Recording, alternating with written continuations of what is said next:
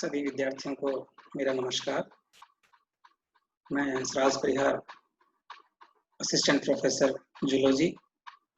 आज हम जूलॉजी विषय में ग्रोथ हार्मोन के बारे में पढ़ेंगे।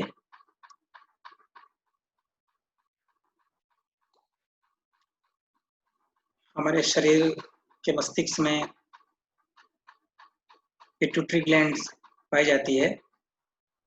पिट्यूटरी ग्लैंड यानी पीयूष ग्रंथि हमारे मस्तिष्क के स्फिनोइड अस्थि के सेलाट्रसिका नामक ग्रंथ में पाई जाती है और इस पिट्यूटरी ग्लैंड से अनेक हार्मोन स्रावित होते हैं। उन्हीं में से एक हार्मोन है वृद्धि हार्मोन या ग्रोथ हार्मोन।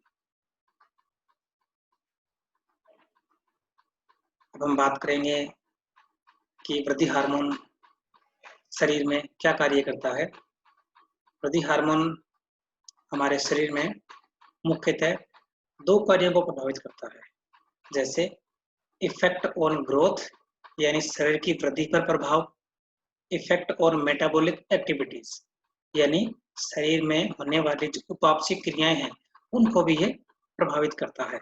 जैसे पहला है इफेक्ट ऑन ग्रोथ यानी शारीरिक वृद्धि के ऊपर ग्रोथ हार्मोन का प्रभाव। यानी संक्षेप में कहें तो जो ग्रोथ हार्मोन है ये शरीर की वृद्धि के लिए उत्तरदायी है। शारीरिक जो वृद्धि होती है वो ग्रोथ हार्मोन के अंडर में होती है। ग्रोथ हार्मोन वृद्धि कैसे करता है? दो तरह से करता है। एक तो जो बोन्स हैं, शरीर में जो हड्डियां हैं, अस्थियां हैं, उनको प्रभावित करता है, और जो टिश्यू हैं, जो सॉफ्ट टिश्यू हैं, उनको प्रभावित करता है, जिससे कि शरीर की वृद्धि होती है। जैसे इस चित्र में दिखाया गया है कि जो पिट्यूटरी ग्लैंड है, इससे जो हार्मोन्स निकलता है, वृद्धि हार्मोन्स निकलता है, वो लीवर को प्रभावित करता है, वो बोन्स को प्रभावित करता है, जो एडिपोज टिश्यू है उनको प्रभावित करता है, मसल्स को प्रभावित करता है।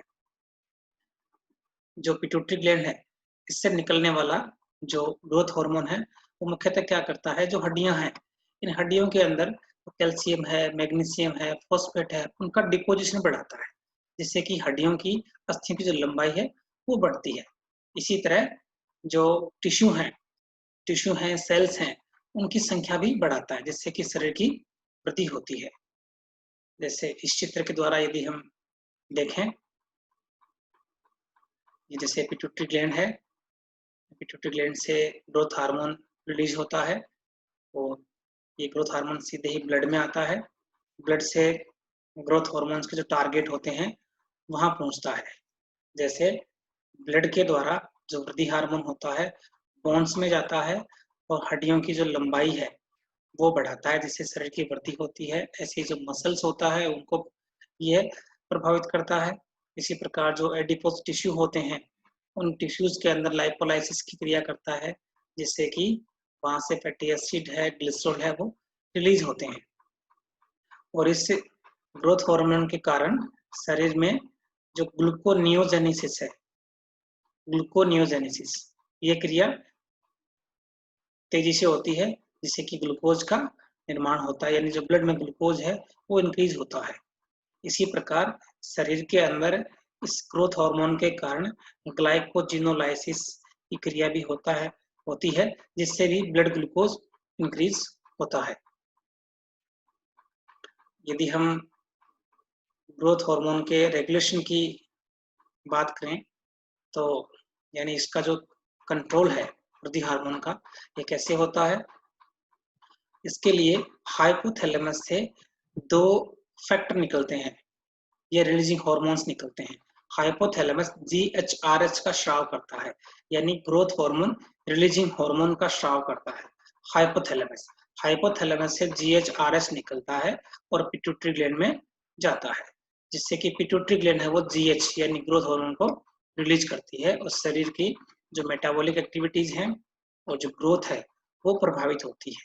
इसी प्रकार हाइपोथैलेमस से एक सोमेटोस्टेटिन नामक, या इसे GHIS भी कह सकते हैं, ग्रोथ हार्मोन इनहिबिटरी हार्मोन निकलता है, जो कि ग्रोथ हार्मोन के ऊपर नेगेटिव इफेक्ट डालता है, यानी इसका जो स्राव है उसको कम करता है।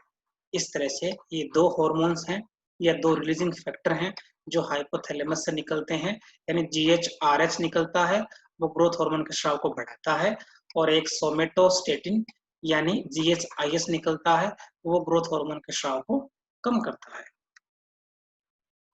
यदि हम ग्रोथ हार्मोन्स की जो कुछ असामान्यता हैं, यानी वृद्धि हार्मोन यदि अधिक स्रावित होता है या कम स्रावित होता है, तो शरीर के कौन-कौन से जो लक्षण हैं या कौन-कौन से जो कार्य हैं वो प्रभावित होते हैं। जैसे यदि वृद्धि हार्मोन का हाइपोसेक्रेशन हो, हाइपोसेक्रेशन यानी वृद्धि हार्मोन यदि कम स्रावित हो, तो उस समय में शारीरिक जो वृद्धि है वो रुक जाती है और शरीर में बौनेपन जैसी स्थिति उत्पन्न होती है। इसी प्रकार वृद्धि हार्मोन के हाइपर सिक्रेशन, यदि इसका हाइपर सिक्रेशन हुआ, यदि है इसका अतिश्रवण हुआ, तो शरीर में दो स्थितियां उत्पन्न हो सकती है। एक है जाइगेंटिज्म यानी महाकायता, इसमें शरीर है वो बहुत अधिक बड़ा हो जाता है, शारीरिक वृद्धि बहुत ज्यादा हो जाती है। एक है एक्रोमेगेली, जिसको हिंदी में बोलते हैं अग्र अतिकायता, इसमें शारीरिक वृद्धि तो नहीं होती है, लेकिन शरीर के कुछ जो कोमल भाग है, कोमल टिश्यू हैं या कोमल अंग हैं, उनमें वृद्धि होती है। जैसे यदि पिट्यूटरी ग्लैंड से निकलने वाला जो GH है, वृद्धि हार्मोन है, इसकी यदि मात्रा बहुत कम हो, यानी वृद्धि हार्मोन का GH का हाइपोसिक्रेशन हो, हाइपोसिक्रेशन की स्थिति में शारीरिक वृद्धि नहीं हो पाती और शरीर है वो छोटा रह जाता है, बौना रह जाता है। इसी प्रकार GH हार्मोन यदि इसका हाइपरसिक्रेशन हो, यानी वृद्धि हार्मोन का स्राव बहुत अधिक हो, तो शरीर है वो अत्यधिक लंबा हो जाता है, शरीर की जो हाइट है वो बहुत अधिक हो जाती है। ये हो गया जाइगेंटिज्म, ये हो गया बौनापन। और यदि GH का स्राव नॉर्मल हो, सामान्य हो, तो शरीर की सामान्य वृद्धि होती है।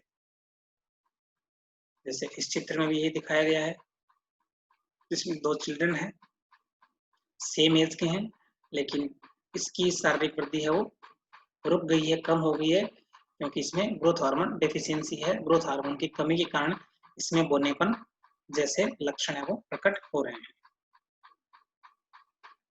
एक्रोमेगेली और जाइगेंटिज्म यानी हाइपरसिक्रेशन के द्वारा ये दोनों स्थितियां उत्पन्न होती है। GH हार्मोन का यदि अत्यधिक स्राव हो, तो जाइगेंटिज्म और एक्रोमेगेली, ये दो अवस्थाएं प्रकट होती है।